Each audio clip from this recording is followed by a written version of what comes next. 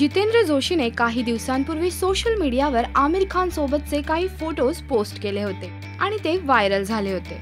तुफान आलया लवकरच ह्या कॅप्शन सोबत हे फोटोज पोस्ट केल्यामुळे आपल्यालाही पटकन कळलं की पाणी फाउंडेशनच्या कार्यात जितेंद्र जोशीही सहभागी होणार आहे। आणि हो, केवळ जितेंद्र जोशीच नाही तर अनेक मराठी कलाकार ह्यात सामील झालेत। पाणी फाउंडेशनच्या ह्या वर्षीच्या वॉटर कप स्पर्धेला आता एका मोठ्या खेळाचं स्वरूप येणार आहे असं दिसतंय, कारण ह्या वेळेसच्या वॉटर कप स्पर्धेसाठी खास टीझर शूट करण्यात आला होता आणि त्याचेच फोटो जितेंद्रने पोस्ट केलेले।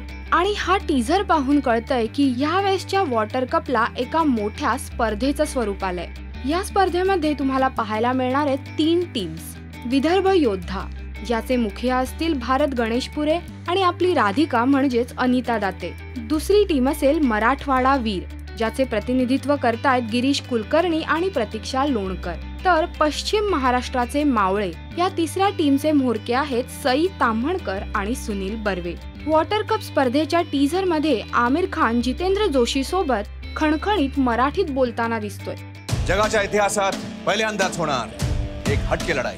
या खेळाचं नाव असणार आहे तुफान आलया आणि ह्या स्पर्धेचं थेट प्रक्षेपण सर्व मराठी चॅनल्सवर होणार आहे। म्हणजेच अगदी झी मराठी, कलर्स मराठी, स्टार प्रवाह, झी 24 तास, एबीपी माझा, IBN लोकमत, दूरदर्शन सह्याद्री, जय महाराष्ट्र अशा सर्वच मराठी चॅनलवर वार माझ्या पठ्या, पण जिंकणार कोण? म्हणूनच आम्ही म्हटलं ह्या वेळेसच्या स्पर्धेला एका मोठ्या खेळाचं स्वरूप प्राप्त होणार आहे। आमिरचं हे पाऊल खरंच मोठं आणि कौतुकास्पद आहे। आमिरच्या या तुफानाबद्दल तुम्हाला काय वाटतंय आम्हाला नक्की कळवा या व्हिडिओच्या कमेंट सेक्शन मध्ये।